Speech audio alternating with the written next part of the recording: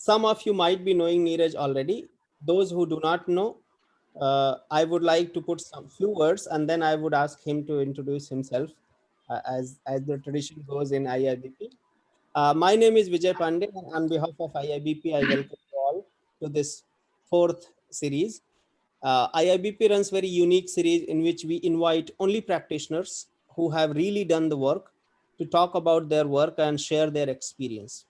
So in this series today, Neeraj will be talking to us about the consulting mindset, and specifically, he is a person who started working with a company when it was 80 something crore rupees, and now this company is 1,600. Sir, correct me if I'm wrong. It's more than 1,600 crore now, right? It was a 40 crore company and it's a 4,000 crore company. 4,000. So from 40 to 4,000.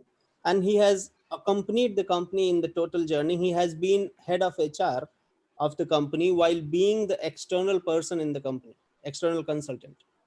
So here, actually, this is the part which most fascinated me. So I invited him to basically share his experience and knowledge with our group of practitioners, HR people, and consultants, so that we can learn from that. And specifically, he would be discussing about his experience of implementing balance scorecard in client organizations.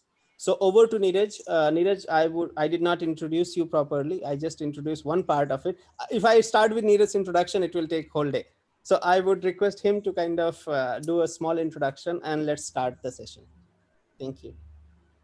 Thank you, Vijay. Thank you for your kind words, and I'm really happy to be here. And good evening, everybody.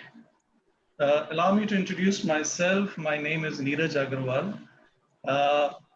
Qualification-wise, I've done my MBA HR and then MBA HR from IMT Ghaziabad and hotel management prior to that. And I have been post MBA, I have around 26 years of experience and in all around 31 years experience. I last worked with Hotel Oberoi New Delhi as their training and HR head.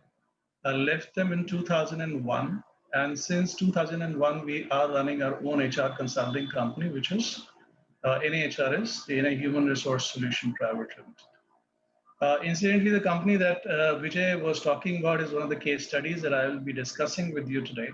So I'll not speak much about that, but yes, that was KEI Industries Limited, which is into electrical cables and wires. And they started as a 42 crore company, and they were incidentally our first client in 2001.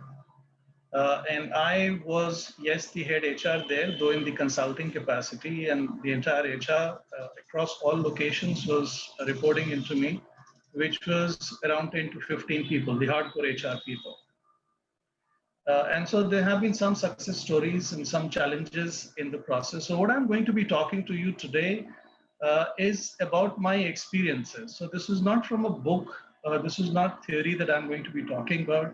So I'm going to be also talking about, how's consulting different from other professions? And if you decide to work in consulting field, what are the kind of skills which are required for you to be successful? When I say that, I'm looking at it primarily from the client's perspective, because I have seen consultants succeed and I have seen consultants fail. And so therefore, that is where I would talk about the consulting skills as to what makes a consultant tick in the organization. And how about some consultants, what exactly happens because of which they are not so successful, right? So in the end, yes, we'll talk about one experience. One of the challenges that I'm sharing with you is the implementation of balance scorecard in one of the client organizations. So that's the last chapter of today's presentation. So can I share my screen now and we can start off, or do we need to wait for more people? How does that work? Should we start? Okay.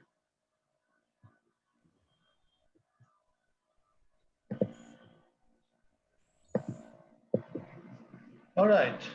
So before we start off with the consulting mindset in terms of what are the skills and some challenges that you face, let's do a small poll here. Let's talk about who's your client. So when as a consultant, you walk into the organization, who actually is your client? The person who has given you the job. So let's say you're an HR consultant, the HR head gives you the job. So is he your client? the owner of the company, the directors of the company, or the board of directors, CMD, is he your client? Uh, is the employee of the company your client, which is the whole lot of employees working in the organization? Are they your clients? Or company as a whole is your client? So who's your client actually?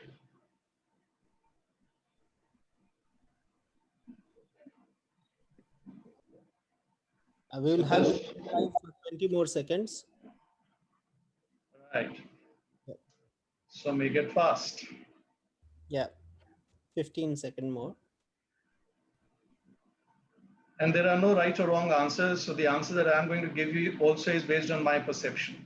All right. So I'm going to be sharing my learning. And from my perspective, what I think is the right answer to this is what I'm going to share. Thank Okay. you. So we have 25 people who have voted, and 22 people out of 25 say company as a whole. Uh, I think that's the right answer as well, according to me, again, because you know why? Why is the company your client? If you look at an organization, you have CMD, you have the board of directors, you have head HR who's giving you the job. There are employees, but they are all there today. They will probably not be there 20 years down the line. The owner of the organization will go off, somebody else will come as the owner of the organization, maybe his son, maybe some professional. So CMDs change, board changes, everything changes in the organization. The only thing which is permanent, the only entity which is permanent is the company. And so therefore that is your client actually speaking. Now, why is it important? Why is this the first thing that I'm talking about, that who's your client? Because if you do your job honestly, if you are a good consultant, believe me, at some point of time or the other, you will come into conflict uh, with the interests of some people in power. It could be the owners of the organization, it could be the head HR, there could be n number of people, right? So you would have some suggestions, people will not agree to that. There could be arguments and discussions and stuff like that. Now, suppose if head HR who's giving you the job is your client, then you would not be able to argue with them because he's the guy who's your client. But and if the board of directors or the owner of the organization is your client, then you would not argue with them also. You'll agree with whatever they say. So this is the first thing that I do with my clients in the first meeting that I have. And I always say that, boss, the company is my client. And so therefore, if I see that there is conflict of interest between my client, which is the company, and you, anything that you say, then I am going to point that out. So I'm going to argue with you about that. So you need to be comfortable with that. And it is easier said than done. And believe me, I mean, now also, and at all points of time, there are those situations where you come into loggerheads with the people who are in position of power. So company is your client, should be your client, in my opinion. Uh, Now, we often talk about the skills that the consultant should have. I have divided this into two parts. One is the basic skills that the consultant should have. And then there are some critical skills which the consultant should have. So I'll come to the critical skills later.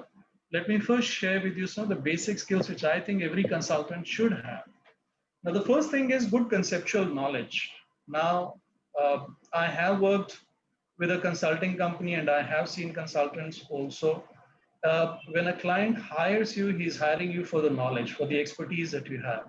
And so, therefore, at all points of time, you have to be a few steps ahead of the client.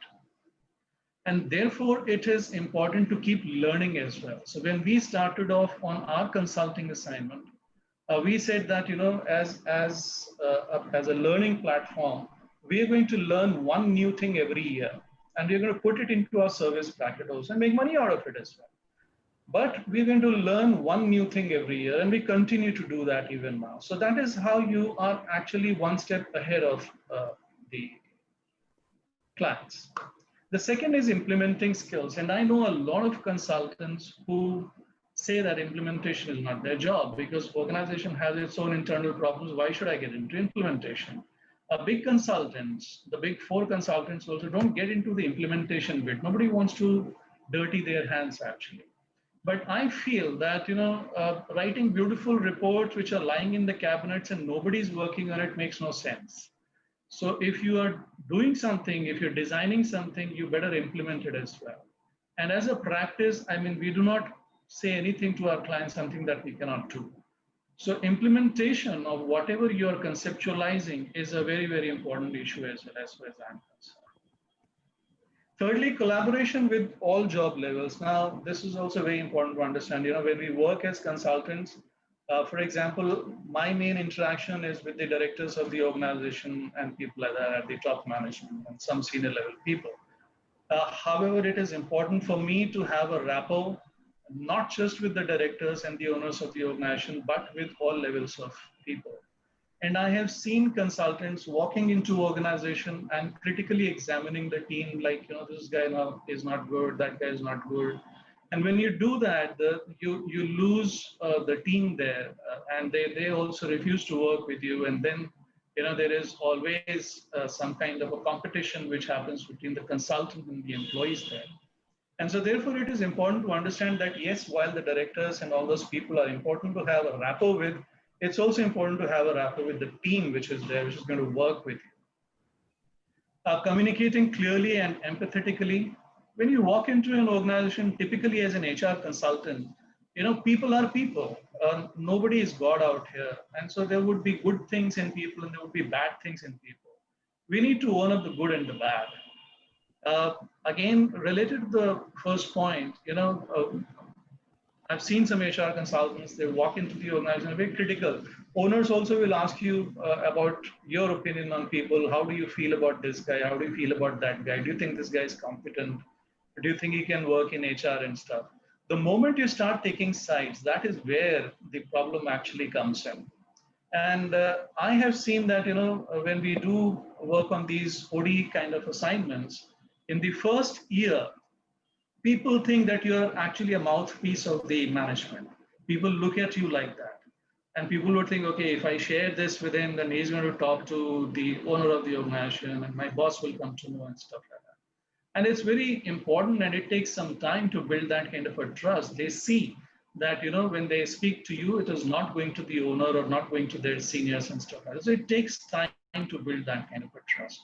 But it's important to have that empathy and communicate clearly. Then obviously problem solving is an important basic skill which is required. However, the important thing to understand is that you have, as a consultant, you should work through the people. I very strongly believe that people, when they have problems, they have solutions to it as well. They know what to do. So your job is to work there as a facilitator, not to actually work on the problem yourself and start solving the problems. Probably they have a better solution than we have because they know their organization better. Listening skills, which is talking less and listening more, absorbing more, and that is something which solves half the problem. In most organizations, there's nobody who listens to people. So listening is something which really works for the consultant. And the people management skills. So working as a facilitator, as a coach, not a doer. So you need to work through the people.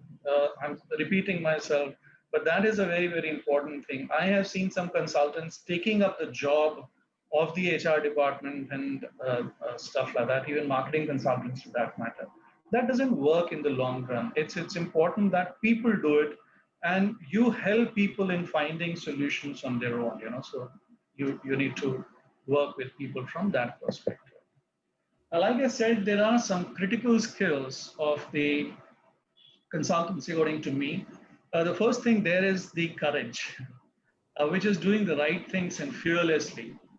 Your client is the company, so don't try and make powerful people happy. There would be times when you would be pushed around the corner. You would want to do something, but maybe a lot of people are not listening to you. And it happens a lot with the organization when you're doing your job. So you need to have that kind of a courage. You need to speak out what you think. However, the second point also is related to that. And I feel that, you are a consultant and we need to know what is the boundary of a consultant. A consultant is not an employer. A consultant is not a doer, not a decision maker. I am the decision maker as far as my company NHRS is concerned. But the moment I walk into my client organization, then my clients, decision makers, are the ones who need to make that decision. So if I have to say something, I say that once, I say that twice, I say that 3 times, but I don't keep pushing people. So, and then I say, boss, this is what I feel, but fine, let's go ahead and let's do it. Let's not get stuck with what I think and what you think and those kind of things. So it's very important to not let your ego get bruised as well in the process. So I remember I was working with one consultant and he said, oh, yeah, these guys don't listen to us at all. What is the point in working here? So I said, no, the point is not that they should agree with whatever you're saying. The point is that you need to express yourself. You need to say what is the right thing to do. But then at some point of time, you need to withdraw. If they still want to go ahead with what they think, then that is what they should do. And maybe they are right, maybe we are wrong. It's not necessary that we are right every time. So that's very important. Thirdly, humor and wit always help in tough situations. Whenever there is a deadlock, there is something wrong in the organization and you're getting stuck, humor and wit always help in my opinion. Fourthly, character. Character, I'm not talking about the morals here, but I'm talking about the way you carry yourself, walk the talk. I remember as a youngster, I attended a training program, and this trainer was really very nice. And we had a fantastic 2 days workshop, and it was about leadership, and he was talking about stress management and how we need to control our anger, and how to manage people and team working and interpersonal relations and all that. It was great.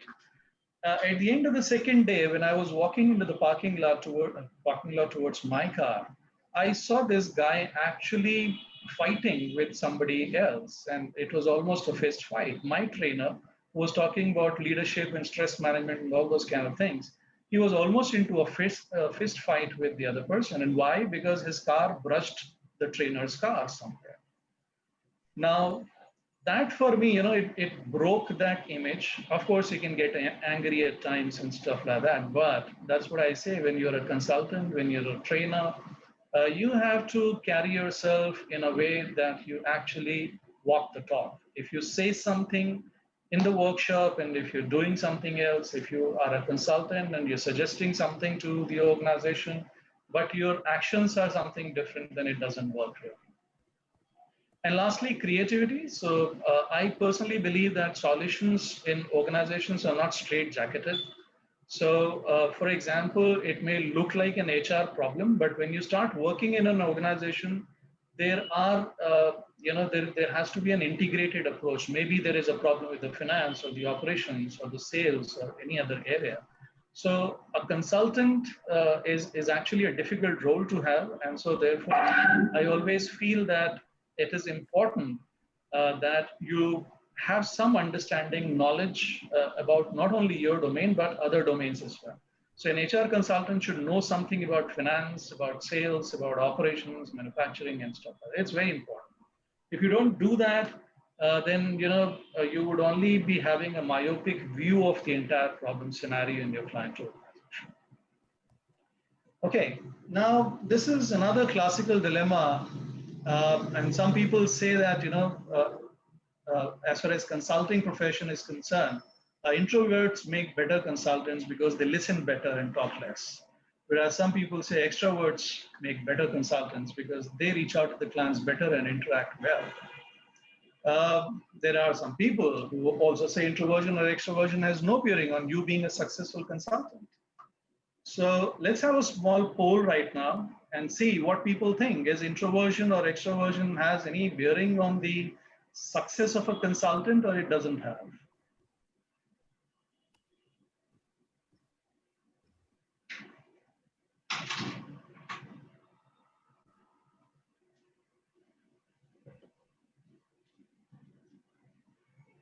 It's a shame that I cannot vote here on this because I'm a co-host. Zoom doesn't allow. Yeah, Otherwise, we I can would hear like your to views vote. after the poll is over. Yeah.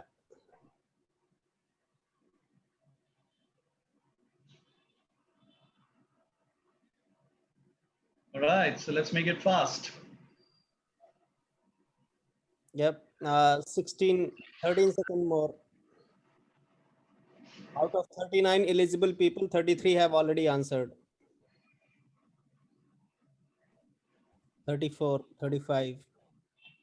Okay, Separti. It's done. Uh,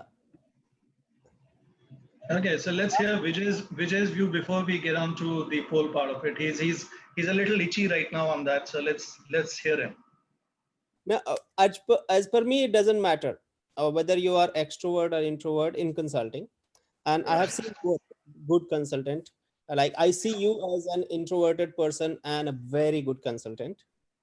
I have seen some extroverted person and good consultants. Though Yeah. I think personally that introversion as a psychological functioning, it helps. Yeah. Okay, so we'll not get into that bit right now. And I think, I agree with Vijay and 25 people who said that introversion or extroversion actually has no bearing on you being a successful consultant. And I am a very high introvert, and I use 3 or 4 tests to actually validate my results. So whether it is MBTI or 16PF or Big Five, all of them very categorically and emphatically say that I am an introvert. I think I'm a pretty decent consultant at that, so I've done reasonably well in my life. And I have also seen a lot of extroverted people who are fantastic consultants. And so, therefore, I don't think it has really to do with you being an introverted person or an extroverted person. Actually, what matters at the end of the day, in my opinion, is whether you're listening to your clients and whether you're being useful to your clients or not. So that is what matters at the end of the day. All right, so great. Let's work to let's shift our gears a little now, and now we're going to be talking about uh, some challenges in consulting that we have faced. And I have taken the first one as the company that we were talking about earlier, which is KEI Industries Limited. And I was fortunate enough to be a part of this journey with this organization of 42 crore to 3,800 crore in 18 years' time. And it was adjudged as one of the fastest 50 growing companies by Economic Times in India at one point of time. So there is a very interesting story how we got this assignment also. So we were doing this business planning workshop for them for 2 days, and we requested them that before the workshop we would like to see their plans and interact with people and so on and so forth. So we went to Bhiwadi, which is where they had their plants, and Delhi, and then we were in this business planning workshop day 2, and we were setting targets for the next year. And so we asked them, like, what is the kind of target that would make you happy? What is your aspiration level? So they said, oh, we are a very traditional organization and a very traditional industry. So if we have even 20%, which is very rare in our industry, we'll be more than happy. So we said that makes it somewhere around 51 crores or 52 crores. So we said, we have been to your plants, and based on our analysis and data that we have captured, we think you can do 65 crores. So they laughed it out. They said, oh, what are you talking about? This is a very traditional industry. This is not a hotel industry and stuff like that. So that's something which I hear quite often when I meet my clients the first time, that, oh, you're from the hotel industry. So, ours is manufacturing and it is a very complicated process. Ours is a unique process. Every organization that I have met, they always say that, ours is a very complicated industry and we have so many products and it's so difficult. So anyways, coming back to this, so they said 52 crores is what we can do. And I suggested 65 crores, and they clocked 71 crores that year. So from 42 crores, not to 52 crores, not to 65 crores, they moved to 71 crores. And that is where probably we got hooked on with this organization. They hired us. Uh, During this 42 to 71 crore journey also, I used to go there 4 days a month. And we did quite a few things, and then I eventually became the head HR there. And we bifurcated the HR into 2 parts. So one was the hardcore HR, which took care of the L&D and PMS and competency framework and the likes. And the other one was admin and IR and personnel. Now, I'm just sharing with you some of the things which made a difference over there. And mind you, there are a lot of things apart from this that we did in this organization. So I'm just sharing with you a few. So at HR level, we worked on the PMS. So we brought down the company objectives, the business plan, to departmental objectives, to individual objectives. We created a competency framework. So there was assessment centers run for behavioral and managerial competencies. We also helped them in creating a technical competency framework. So we were not technical experts, we know nothing about electrical engineering. So there were those people there, we worked with them and created the technical assessment as well. And so we focused on the developmental framework, and all the trainings that we did during that year were very focused and based only on the competency thing. Incidentally, we created all our HR systems around the competency framework. So our recruitment was competency based, our PMS was competency based, our everything, I mean, that we did over there was all competency. The career growth and everything, the succession planning was competency based and stuff. We also said incentive system for them based on targets, and employer and employee friendly policy. So neither employer friendly nor employee friendly. So we created something which is acceptable to both. At manufacturing level, just to give you an idea what we did, a very small thing, actually they did it, we just asked the right questions.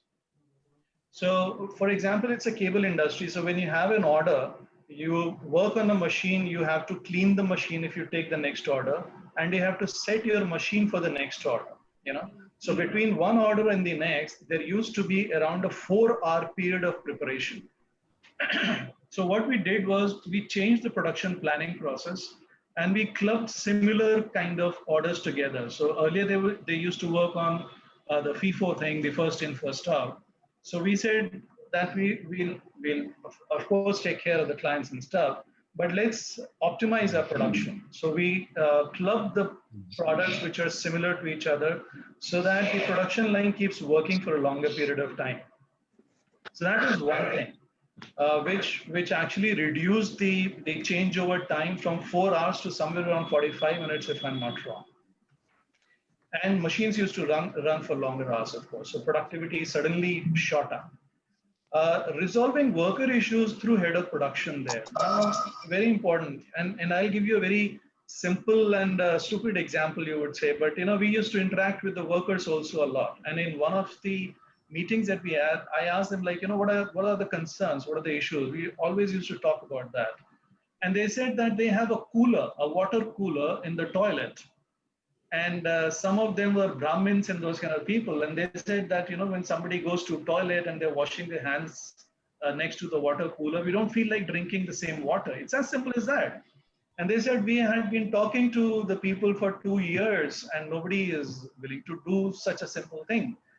And the day they said that, the very next day, we shifted the cooler outside the toilet. It was as simple as that, no rocket science there. But a big problem resolved for most of them, you know, and they were so happy with that. And they continued to talk about it for 1 year, that he came and he changed the water cooler position from this to that. So very, very simple things, and that created some kind of motivation in the workers as well. From a sales and marketing level perspective, we focused on a longer length of cable order, which means that they used to get orders for 100 meters, 200 meters, 500 meters. Now imagine you're making a 200 meters cable and then you have to stop the production for 4 hours, and then you have to make 100 meters of cable. So we focused more on higher lengths of product, which is 2 kilometers, 3 kilometers, so that the production runs for a longer period of time. So that was the sales department's contribution there. Improves servicing. So from a production-driven approach to a sales-driven approach. So that is what we helped bringing in. From a management level, a very important thing which happened was withdrawal from day-to-day and empowering the managers. So I remember, you know, when I used to interact with the owner of the organization, who's also a good friend now, Mr. Anil Gupta, the CMD of the organization. He knew exactly what was happening on each machine in his organization. He would call up security people and find out, you know, what is the status of this thing? Has copper come in or not? But when he withdrew, that was a great thing that he did. He started moving towards more strategy formation and stuff like that. And he, in the process, empowered managers. So that was another thing which worked. Focused on more forward and backward integration. So, for example, They produce cables where PVC is an important component. So they did backward integration. They had the place, they put up a PVC plant there. So they started manufacturing PVC in their own plant. And forward integration also. So they used to make cables which were laid down in villages and towns by companies like Siemens and ABB, which is basically the EPC contracting. So they got into the EPC, they started the forward integration also, and they started laying of the cables, the power distribution as well. So that also helped generate more revenue. Employee engagement in terms of newsletter, formation of various committees, celebrations, a lot of interaction. So these are some of the things which actually helped and created and made a difference in KEM. Okay. The second challenge that I could probably talk about is in a company called SG Cricket Private Limited. And I'm sure in India, cricket is actually nothing short of a religion. So most of the people who know about SG Cricket, they are one of the largest cricket gear manufacturing company in the world. And we've been working with them for 12 years. And one interesting example that I'm sharing with you is related to formation of a council. Now, what was happening there was that there are 4 directors, and they were very hands-on directors. So what happened was that we wanted to take them out of day-to-day operations. So we created a council kind of a thing, a council of all 14 head of departments in the organization. So we called it a council. And they would meet together twice a month, and we appointed a coordinator among the members of the council. So one coordinator for a period of 3 months. And I was working there as a mentor. So what happened was that the council members were suggested not to go to the directors at all for day-to-day operations. But if there are HODs who are working on strategic perspective, then of course they can go and interact with the director, which means that if somebody is developing a new product, or if there is somebody who's working on automation or machine, then of course you go and interact with the directors, take directions and stuff like that.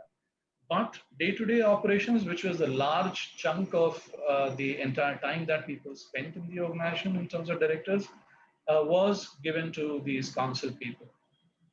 And these 14 council members are actually divided into 7 to 8 pairs of buddies. So, we paired them up also, and we created a buddy thing, and someone who's related to your department. So for example, production and quality heads were buddies to each other, because production knows the quality thing and quality thing person knows the production thing. And we would have, so if the production head has some problem, buddy is his first point of contact. So he would bounce it off the idea and the problem with the person in quality and come out with a solution. We also had some contests like photo contests and best buddies for the quarter and those kind of things. This photograph that you see here is winner of the buddies contest of this. Incidentally, is a production head and the quality head of this company, and they have a liquor bottle in their hand, which you probably cannot see. So that is what they won as a prize. So that is how we also create some buzz around the whole thing. And so therefore at 3 levels, which is the director level, mentees stop going to the directors. And at mentor level, which is my level, if the coordinator is unable to solve a problem, he will bring it up to me. And if I'm also unable to solve the problem, then probably we'll go to the director. So directors were taken off the day-to-day operations, and I'll share with you what happened thereafter. And at the coordinator level, he becomes the leader of that group. And anybody who has a problem in his area would bounce it off with the coordinator, and they will jointly come out with a solution to the problem. This is what happened there. It was a lovely exercise that we did, a very good intervention that we did, and it provided results to us. So people interacted more with each other and resolved issues. What was happening earlier was that when people had a problem, they will go straight to the director and start discussing with them. So in this case, they would first interact with each other and come out with the solution of the problem. So very few issues went up to the directors, allowing them to get more strategic in their work, actually. Not that they were not strategic earlier, but they were also involved in the day-to-day operations. So while they were able to concentrate on strategic activities for 25, 30% of their time, now they were spending probably 70 to 80% of their time thinking about the future of the organization. And that helped actually SG in diversifying into apparels, footwear, outdoor bags, and a lot of automation happened as well in this period. I have been talking in SG and other people also, like, uh, SG is into cricket gear, or was into cricket gear, and cricket is a religion. It is the biggest sports in India. Great. However, the way cricket was growing earlier, the rate of growth of cricket earlier in SG has in India actually has declined. So there are other sports also which have caught up. Like people play a lot of badminton, and fitness as a sports has also come up. So cricket is still the largest sport, still growing. However, it is not growing at the same pace. And so therefore, from a future perspective, it was important for us to actually diversify. And we had been knocking those doors for a long time that let's look at the other avenues also apart from cricket. And once the council thing happened, that gave the directors also some time to think about this, and it helped them in diversification into these areas. The third challenge that I could probably talk about is related to Saru Silver Alloys, a company where we've been working for the last 7 years. Uh, it's not only Saru. I mean, whenever we work on an OD assignment, a long-term assignment, the first year is always very challenging. There comes a time when we ask themselves, are we in the right company? Can we actually do this? This looks too difficult. It's probably not going to work. We're not able to make a dent. It always happens with every organization, not just Saru. But in Saru also, the first year was very challenging. Probably a little more than that was also very challenging. But we stayed there. We worked with them, we explored with them, we shared with them, we did a lot of coaching in the organization also. And now, the company, after 1 year of our working with them, I can say that things started falling in shape. And I personally feel that, they are doing all the right things. And I'm sure that this company has a great future because of that. Some of the things that they did in their organization are like this.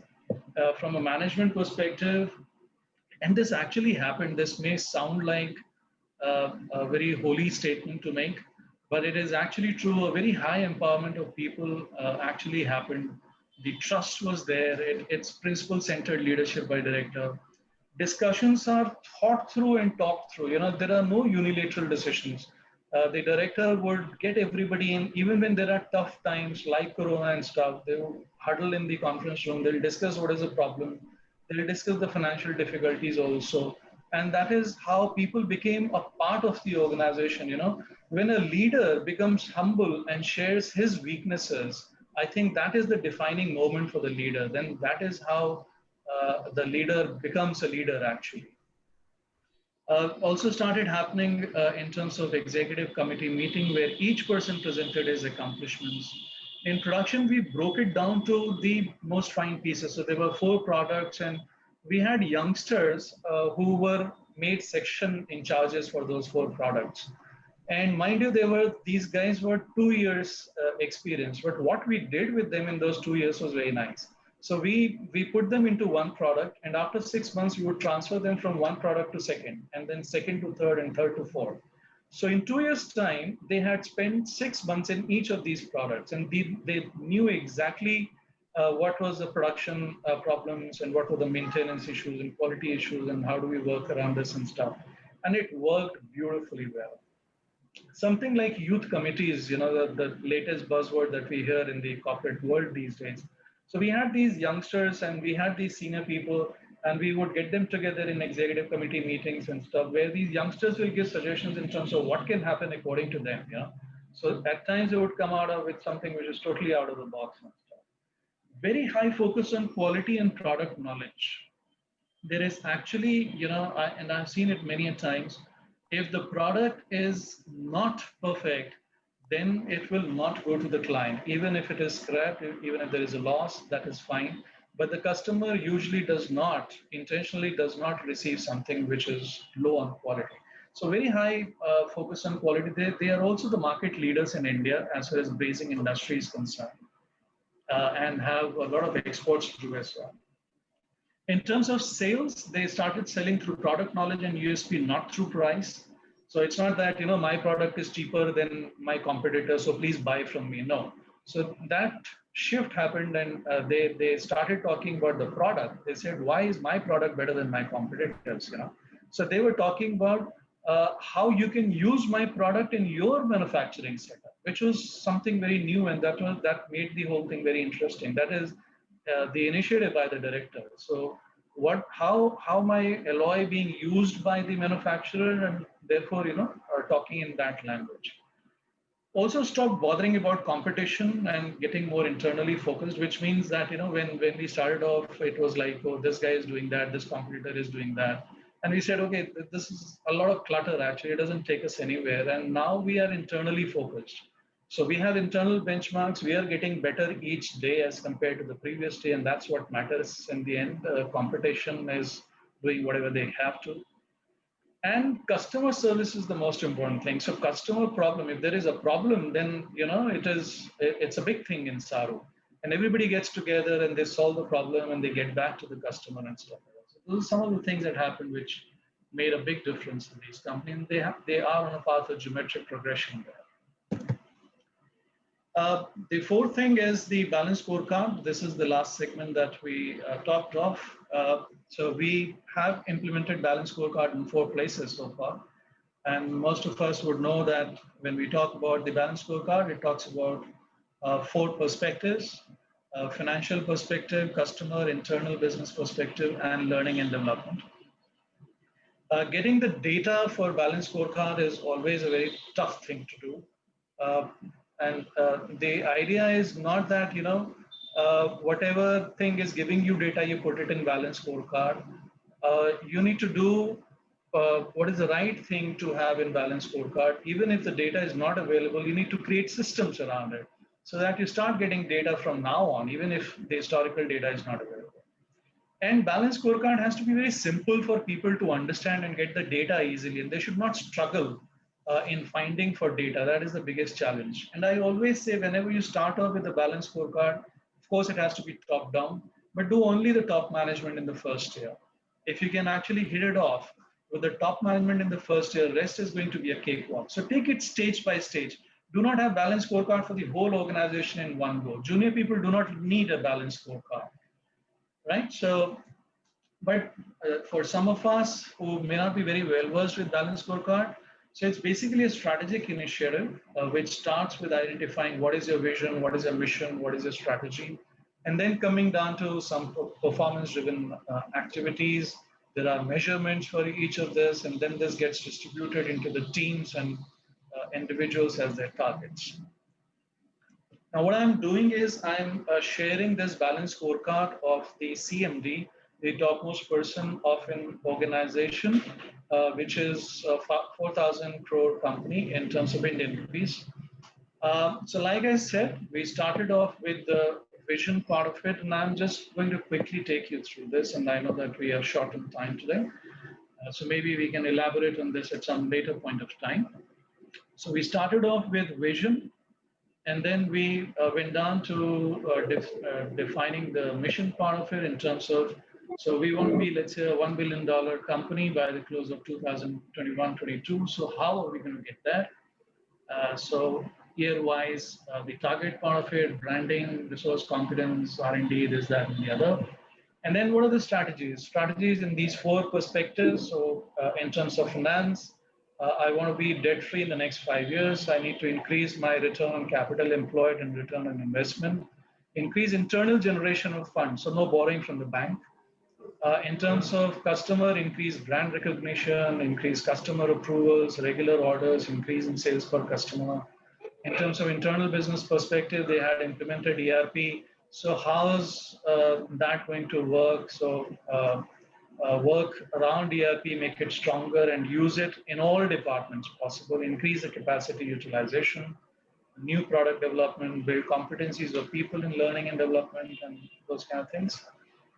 And these are just examples that I'm showing you. I've taken the figures out of this. So this is what it looks like from a financial perspective.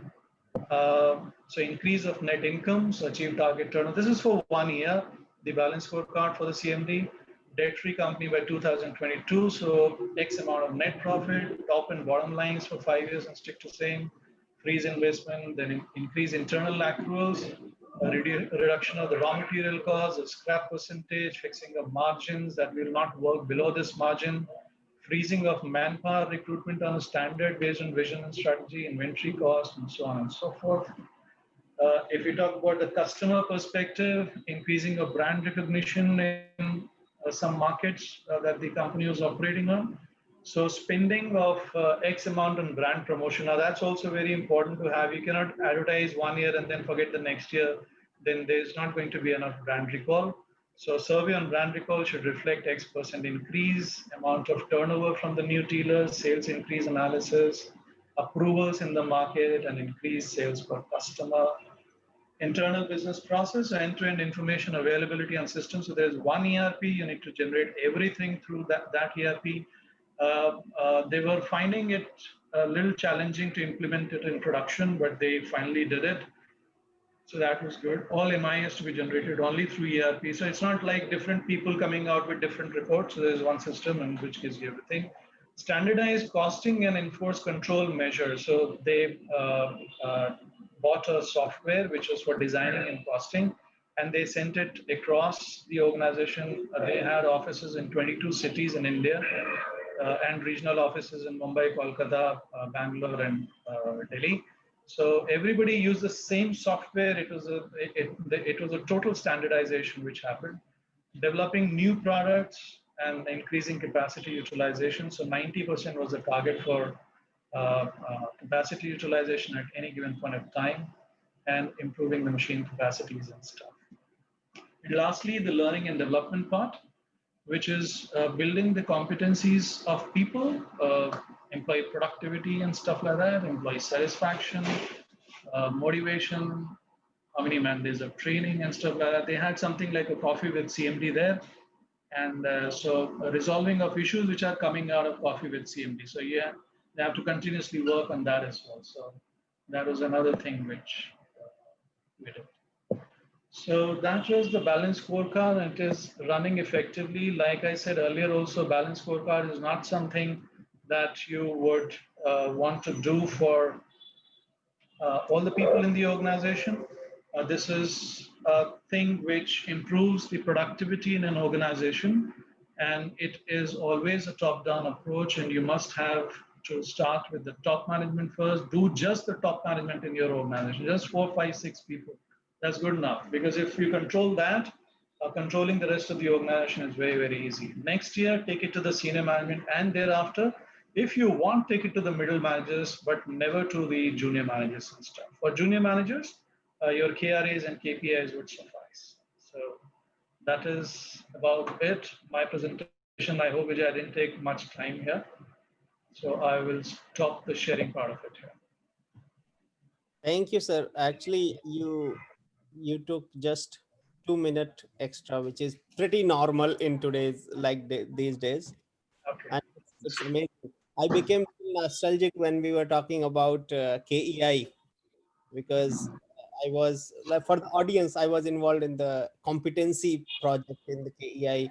I was an Yeah, employee in NHRS, and we were working together on that. that's right. That's right. So, So yes, we did some of the assessment centers together. and I feel proud to say that whatever little professionalism which I have, all is I have learned from Neeraj only. Like, he is my ideal in professionalism. I try to, but I'm not that professional. Though I consider myself as a successful consultant without being that professional. All right. So I think we can cut that part. Thank you very much for saying that. Thanks very much. But if somebody, I know, a lot of it could be very fast in terms of the data that I showed and stuff like that. So maybe there was some problem in absorbing certain things that I said. So if there are some clarifications which you want, we can, I can. Actually, I have got a lot of questions. So we have categorized in 5 categories, and I will ask it to you one by one. Sure. Those who find it little fast, there will be always recording available. We'll share the recording with those who are present in the session. So we'll share the recording with them. Okay. And so I'll be directly jumping onto the questions. Okay. There are some questions were asked in a different order, but we have reordered them. So we'll cover all the questions, so nobody will be left behind, and we have clubbed them. So first question is from Phyllis, and Phyllis has asked that when you are a new consultant, when you don't have much experience, you worked for 10, 15 years, you have work experience, but you don't have much consultancy experience. You started as a new consultant. What are the some things which you can suggest for new consultants to kind of establish themselves and their credibility in the eyes of the client? Um, I think, I think that's a very good scenario to have when you are a fresh and you do not have any baggage in the past. You can look at it from a very different perspective, a fresh perspective, and all those things that we talked about earlier. And let me go back to these slides here. uh, all these things that I talked about, and it starts with the listening skills. So if I know that I do not have much experience in the consulting, consulting is a little different as a profession, like I said, as compared to other industries, and people would expect you to be an expert. Now a client does not know whether you have 15 years experience or 1 year experience. For him or her, if they are hiring you, for them you are the expert. So in front of the client, when the client gives you a problem, they would expect a resolution of the same. And so therefore in that case, when you are young, I personally feel that there is nothing that you cannot do. You just need to apply yourself. You have to be in the situation. Believe me, when I started off consulting, I was an MBA HR, but I was put into financial assignments also. I also did a lot of location studies and marketing studies and stuff like that. So that gave me some idea on different aspects of management as well. And I think as a consultant, it is important, uh, particularly when you're fresh, it is important to look at solutions holistically. And consulting is all about integration. Consulting is not about isolation. So there are no isolated solutions in HR or sales or any other domain. Solutions are always integrated, and you have to look at the whole organization and find out where the problem is. The owner of the organization, the person who's giving the assignment, may tell you, this is my problem. Uh, think about that problem, explore that problem, talk to some other people also, and understand where exactly is the problem. And it may be that, what the owner or the person who's giving you the assignment, whatever he's saying is right. But many a times I have found that, the solution lies somewhere else. I always say that whenever I have to start off an assignment, when I was a fresh consultant, and even when I'm a fairly experienced professional, I always say that, fine, boss, I understood what you're saying and what are the problems in the organization, but I would still want to meet your people. So when Mhm. you meet a cross section of people, you get a feel of the problem. So that is what you need to do as a consultant if you have lesser experience in that field. So listen more, absorb more, and talk less, and apply yourself. Get into the problem.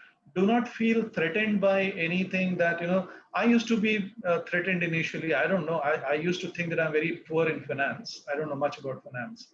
Finance in terms of, ratios and all those kind of things. But there was no rocket science there. The moment you get into it, you apply yourself, you deal with it, you're able to find solutions like anybody else. So it doesn't matter. You just have to get into that situation. I hope I answered your question. Yeah, it was yeah, almost 90% of it. There was one part which I missed. I missed it asking in rephrase.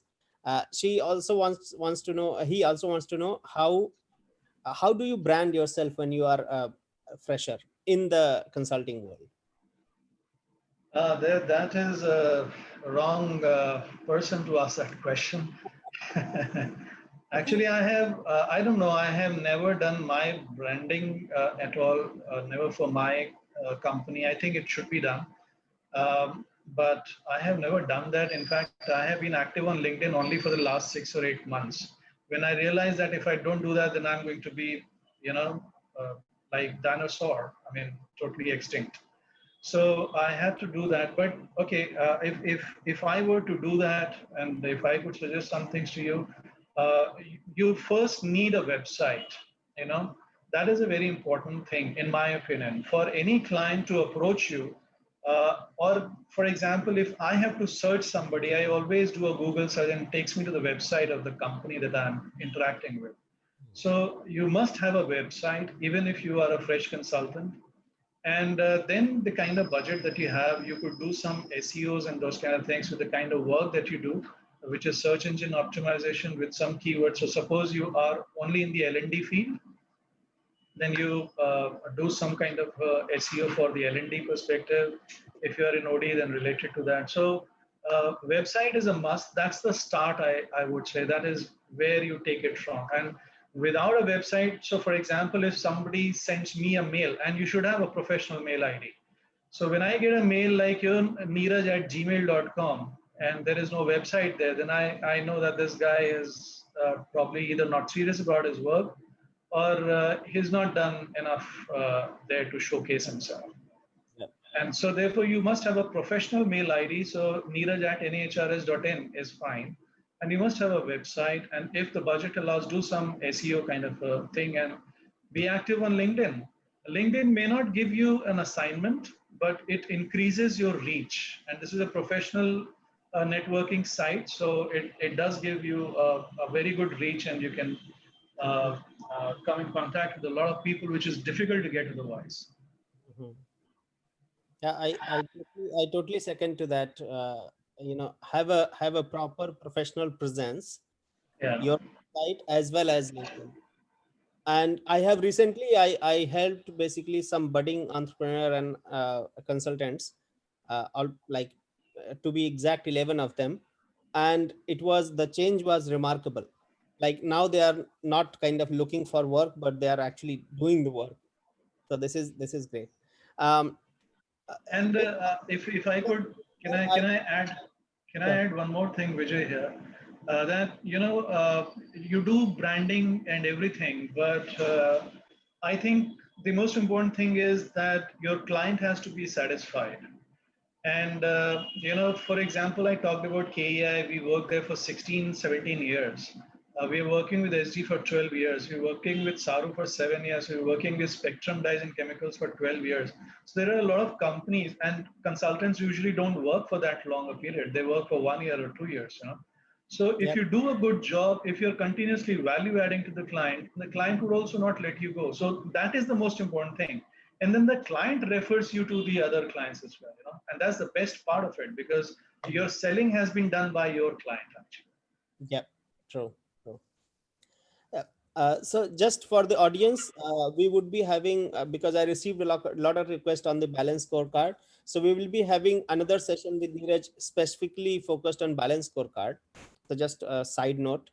Now another question, which I think is of interest to many. It is asked by GB Rajendra Kishan, and he's asking like, uh, how do you actually change the thinking of the management and the culture in the organization? Because it's easy to implement, or even if not easy, it's relatively easy to implement the processes, systems, be quite well read, and be aware of all the modern thinking. But when it comes to changing the culture or mindset, especially of the people who are in power, how did you do that in your experience? So don't try to change the culture. Try to change the mindset of the management. The culture will change itself. Uh-huh. Now, the point here is that I always tell my people that, Rome was not built in a day. And do not expect miracles. When you're dealing with the mindsets of people, it's a long journey. So every day, go there. It's like a wall. You try and push the wall, put in your best effort, go back, relax, come back the next day, again try and push the wall. And when you keep pushing the wall, it'll fall someday. Uh, that is one aspect of it, which is the philosophical part of it, probably. However, when we start off the assignment, we always say that in the first year, we're going to be interacting with the top management a lot, actually. Mm-hmm. And we haven't talked about some failures that we have had, and we have had some failures as well. And those failures were only because the management was not hooked on to changing the culture or changing the mindset or progressive management from that perspective. And for example, there was one company, it's a very large organization, it's more than 10,000 crore company. They had two directors, then they had a CEO, they had a CFO, they had two deputy CEOs, they had three assistant CEOs. I've never heard of that. Then there were God knows how many vice presidents and senior vice presidents. It was such a top heavy organization, and all people with fully inflated egos. It did not work. We worked there for around 9 months, but it was actually like banging your head against a wall. There was no progress that we were actually making. And so call it coaching, call it whatever, but we spend a lot of time with the top management. With Saru, for example, whenever I go there, the director of the company, he makes sure, I mean, all the days are planned, and he makes sure that he's relatively free that day. He's not engaged with other work. So he spends a lot of time with me. He has a diary and he comes out with a lot of problems that what to do with this, what should we do with this, and what should we do with that, and stuff like that. Same thing happens in SG and other places as well. So there is a lot of time that gets spent with the management of the organization. And once you're able to bring about change in them, and it is like, you need to continuously keep talking about it, pushing also, but not like pushing till they change. That's not what I'm saying. You need to push it twice, thrice, four times, and then let it be. And when there is another time that comes, then push it again. So in two or three times, maybe people do understand what happens.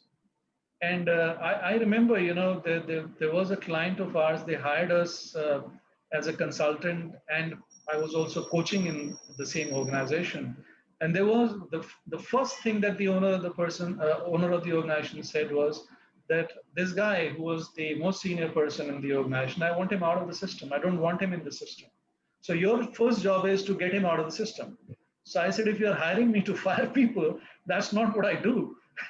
So I said, okay, can you park your throwing him out of the system for some time? Give me 3 to 4 months. So he said, okay, fine. So you have 3 months to change this position. If that doesn't happen, then I'll have to throw him out.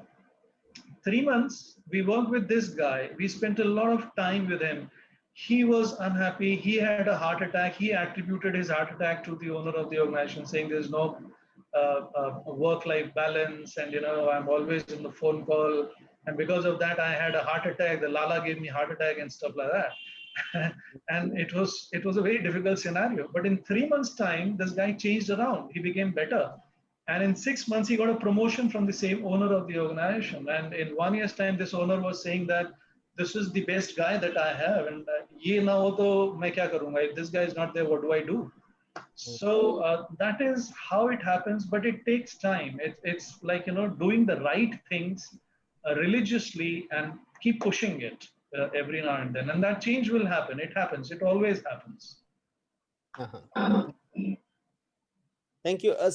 I think in the answer of the previous two questions, some of the small questions were covered in that. For example, is it better to start from top or start as a from bottom? That you have already covered. There is another one like how much time do you allocate? I think it is depends case to case. There is one question which is also very important, and I think audience can benefit a lot from. Many audience can benefit a lot from this is by Sai Aditya, and his question is that seeing that work from home as a practice is likely to stay. How the HR consultation will change, and how the HR consultants should kind of prepare for this kind of situation. What are the challenges that they are going to face, and how should they kind of overcome it or prepare for it? Yeah, so it has already changed. And so we as HR consultants also have a lot of meetings which we used to have in person. We are having it on Zoom and other platforms. And we also had in one of the organizations an executive committee meeting where all the department heads make their presentation, like we are having on Zoom right now.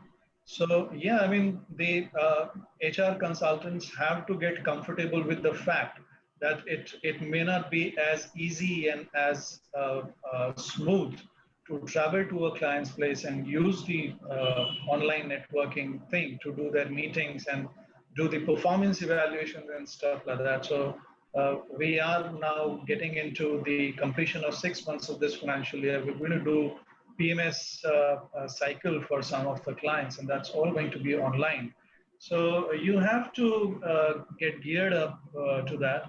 And I can share you my story also. So when this happened in the first 2 or 3 months, once the COVID thing happened, April or May, I was clueless. I didn't know what to do. I had never done online training sessions. I'd never done online programs, online consultations. I'm more of an in-person kind of a consultant. And I found it extremely challenging. And but then I figured it out. You know, you again, like it's the same thing. You have to get in. You have to apply yourself. You have to find ways how to make your sessions interactive. That was my biggest problem because the things that we do at the client's place is very interactive. So how do I make my online sessions interactive? So whether you have online polls or you get people into breakout rooms and give them things to discuss and stuff, you have to find ways. You have to be creative with your stories and anecdotes and stuff like that. Yes, you don't see the body language, but then there is a lot that you can still do online, and it saves a lot of time, you know. So for example, I travel to Bangalore, Chennai, Meerut, this, that, and the other. It saves so much of time for me, and for my client it's not only the time, it's the cost saving as well. So if I go to Bangalore, the client will have to fly me to Bangalore and get me back and put me in a good hotel. So all those costs to the clients is also gone. So that works for both the sides, and that's going to be the new normal if it is not already. And I don't see anything changing for the next 1 year at least. So I think it's time for everybody to get comfortable, oldies like me and youngsters like you both. I think, in fact, just to reveal, my revenue has increased in COVID because I can do more work. I'm also a consultant. I paid by hours. I can do more hours of work, and it has Yeah, increased. correct. Yeah. That's the way forward actually. Yeah. Otherwise, it was too much time traveling, this and that. And Yeah. most importantly, I was never in favor of traveling and doing like that. But clients were not understanding that. And now clients have started understanding. They asked to do it like that. So I'm very happy with that. Yeah, I but just I would say, I would still have a rider there. I would still say that, you know, as far as training is concerned, mm, some of the behavioral trainings are very difficult to do online.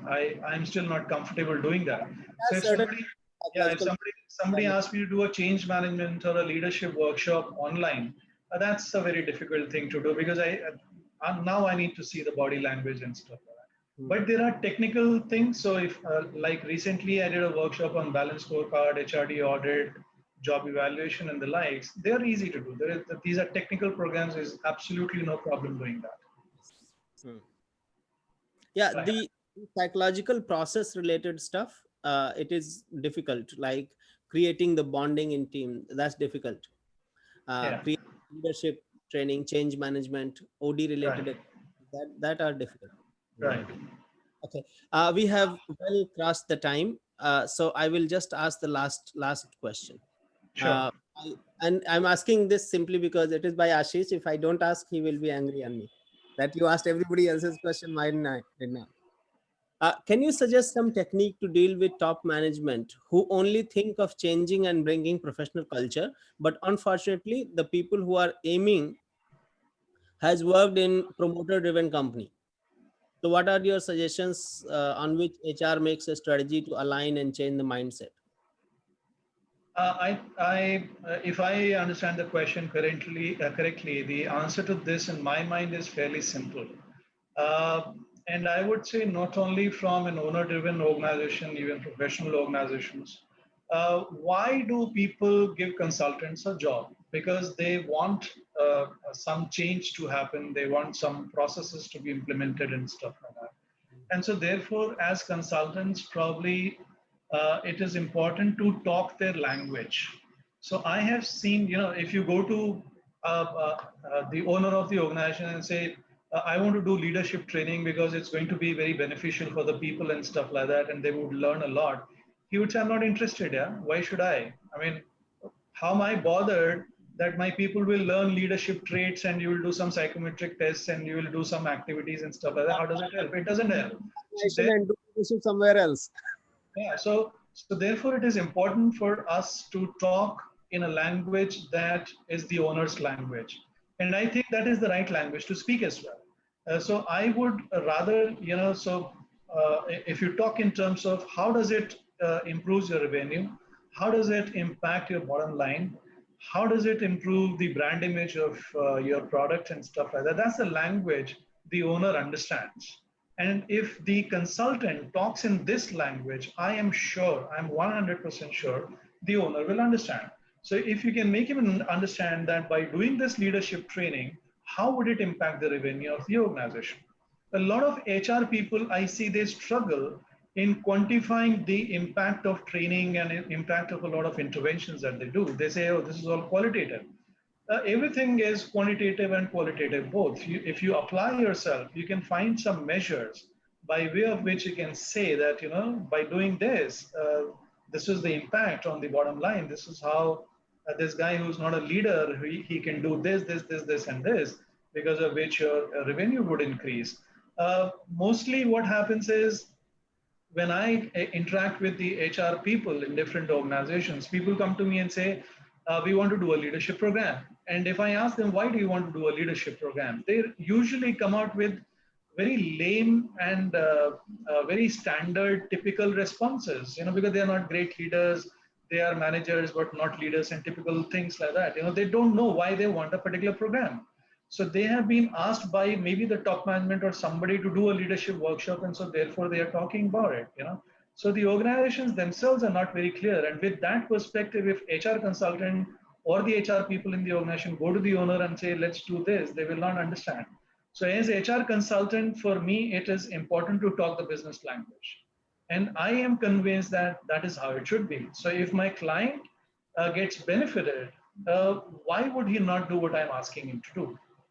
So therefore, I have to look at it in terms of the ROI. That is very, very important. So if I'm asking him to do something, what is the benefit that is going to come out of it is something that needs to be communicated to him very clearly. That's very important.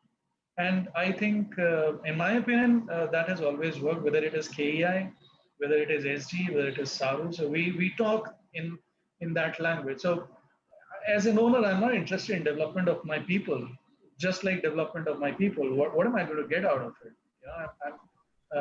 So therefore, this is an organization. We are all here to grow and prosper and make money and stuff like that. And in the process of development of people helps, why not? So that is how I look at it. Yeah. Thank you very much, sir. Thank you very much for taking time to share all this with us. And I hope that all the audience have benefited from it. Anyway, I'll get feedback from them. So thank you very Sure. much for that. And we have well past like 12 minutes from the session. So that's nice. And thank you very much. And we will meet again to all other people. We will meet again after 2 weeks in one of these sessions. And till then, have a nice day, enjoy, and stay safe. Thank you very much. And thank you very much, everybody, for patiently listening to all the blabbering that I was doing. And have a great weekend. Thank you very much. This Bye-bye. is one of the best sessions I have attended. I don't attend many, but this is one of the best which I attended this week. So amazing. Thank you. Thank you. Thank you for saying that. Great. Thanks.